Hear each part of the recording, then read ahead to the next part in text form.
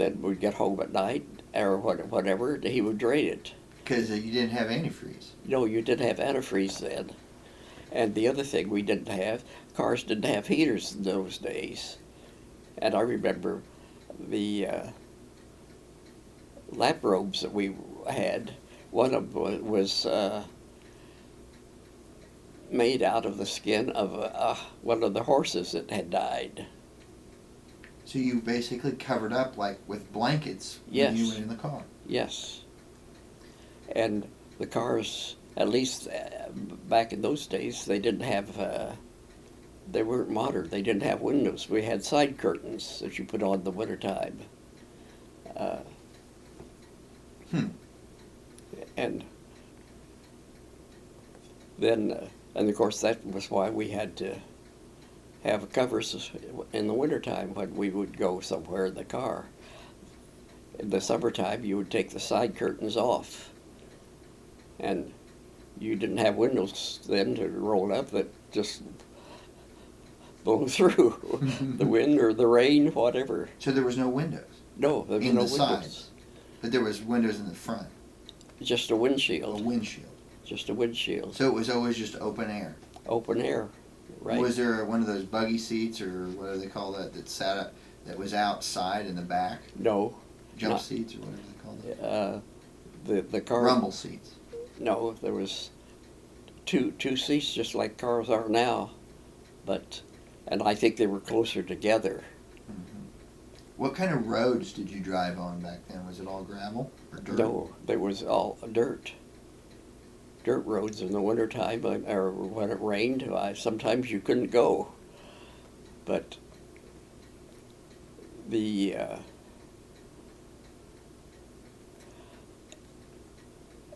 when it was raining and muddy, we stayed home, or the we had a buggy and a horse that we'd hook up to the buggy and go.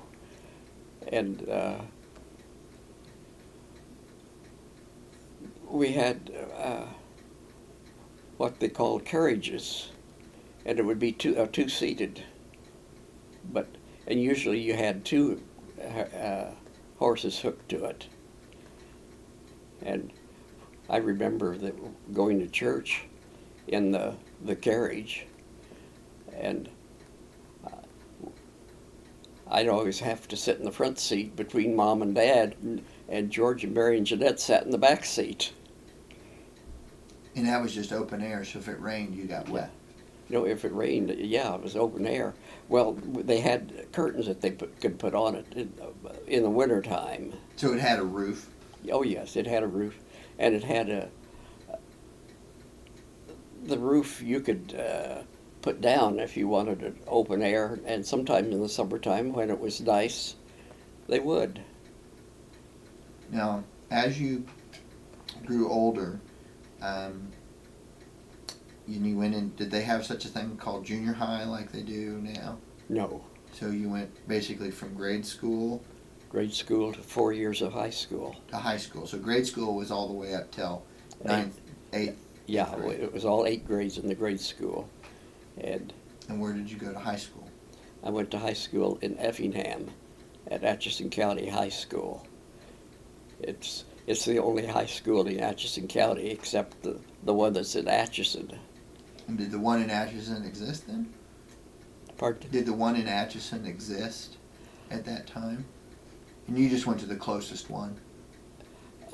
Yes, because Effingham was just 3.5 miles away. How did you get to school at that? Because that's a little bit too far to walk.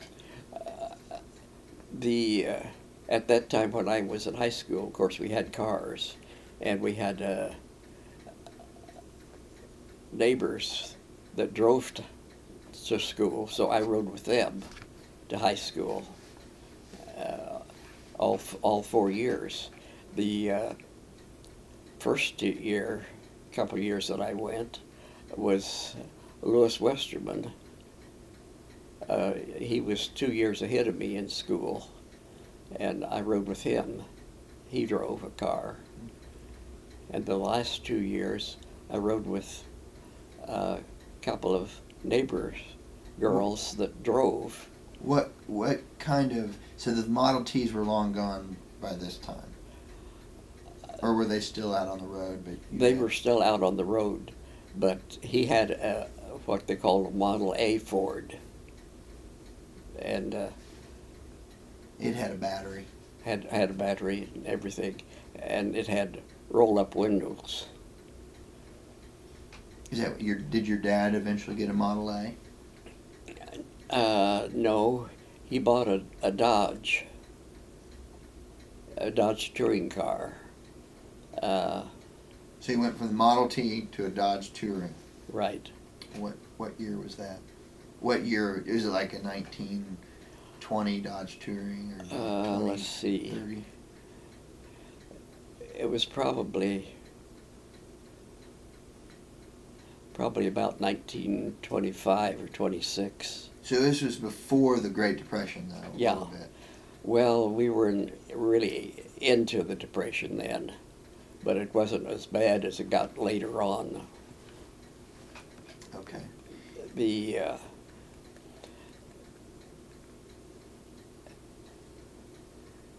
our closest neighbor, was the Cannings, and their daughter, Bertha, married Herman Latsky, and the Latsky girls were the ones that I rode to high school with the last 2 years. In their Model A? No, they had I don't remember what kind it was, but Alice drove it the first year, and then she graduated. Then her sister Elsie drove it the next year. What kind of things did you do in high school? Were you into sports? We had basketball and football and track. And I think every student had to take what they called gym for an hour.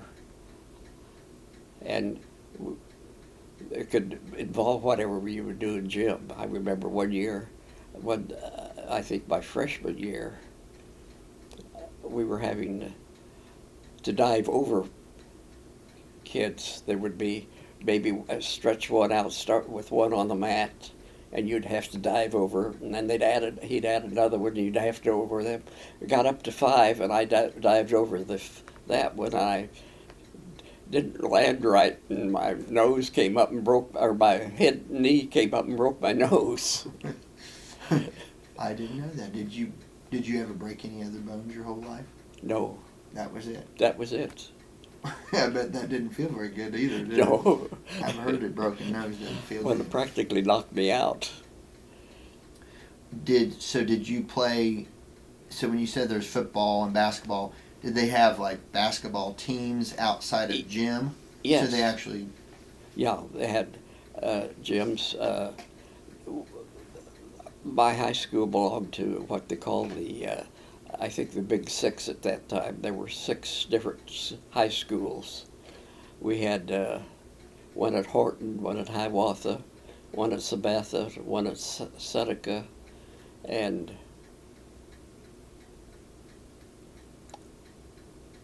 did I say Holton? We No. had Holton. Okay. And Effingham was the 6. They played both basketball and football. Did you go out for basketball and football, or did you just... I didn't go out for football. I tried for basketball, but I wasn't good enough to make the team. Me neither. I tried as well. So, but the first year, Effingham won the tournament for the 6 schools. When did you have a swimming pool back then, and how did you learn to swim? Or did you ever learn to swim? I learned to swim at a creek. The creek ran through our farm, Mm-hmm. and it was one area that was deep enough to swim in, and that's how I learned to swim. I really taught myself to swim. I struggled and struggled and struggled, and finally I swam about 3 feet, and I was so happy. Now, was your farm where this creek was that north of Atchison, or It was west of Atchison, due west. so towards like where Uncle John lives? That he's west of town, right? Right. Except we were further west than he. You keep on going past his road and keep Yeah, on going. it was the road that they call the parallel, and it ran. Well, I don't know. I know it went west of Muskota. Because it goes west and then it takes a sharp right and then it goes west again, right? And then Yeah. That's the same road. But well, the parallel ran on west of Muskota, but the Effingham was probably 2 miles south of the parallel, and from our house to Effingham was about 3.5 miles. Is the family farm still in the family? No, it's not. The And how old were they? Did they sell it at some point when you were young, or how old were you when they sold it? Were you still in like high school? uh,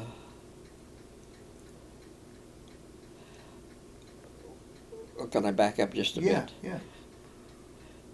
My grandfather owned 640 acres. Which is a section. Yeah, and when he died, he had 2 sons, my dad and his brother, and they divided the 640, so Dad got 320, and Uncle Billy got 320. Uncle Billy sold his. I really don't know when, but probably when I was in high school in 1933 or 34. That was during the heat of the Depression. Yes, wasn't it was. And then I think Dad sold part of his in, I would say, around 1950. But he kept 120 acres. And then he sold the 120 acres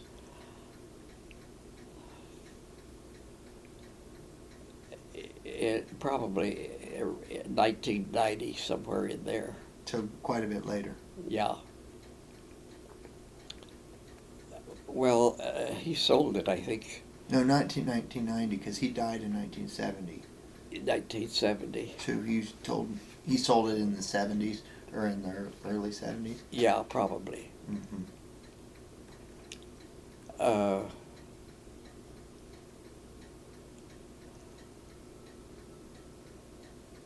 But I remember farming with, of course, with horses, because we didn't have tractors yet. And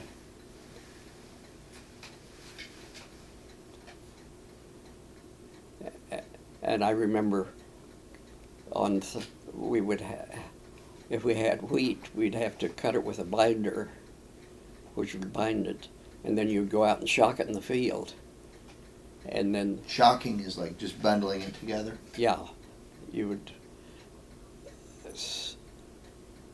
probably 10, 12 bundles, a shock, and then in the whole field you would shock it. And then when it came time to harvest it, you had what we call threshing runs. There would be a threshing machine come through, and the neighbors would all get together and work. There would be some of them pitching the bundles up on the wagons, and then they would go in to the separator and thrash it. Knock the seeds out. Yeah. And then they would go back to the field and bring another one in. And Did the thresher run off of a tractor or did it run it off was of a a tractor. The first thrasher machine that I was aware of, they had a steam engine that they used.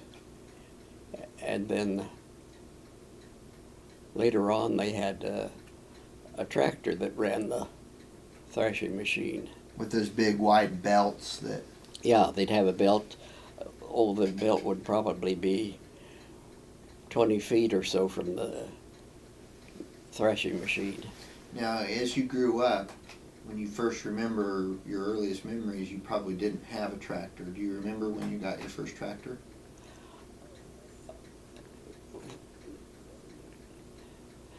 The first tractor that I remember, I was probably less than 2 years old. Okay, so they may have had a tractor real early. Yeah, Dad had what he called a Titan, old Titan tractor, and it had two cylinders, and they were laid flat, and it was powerful. It used gasoline. Used gasoline? No, used coal oil. Cool. And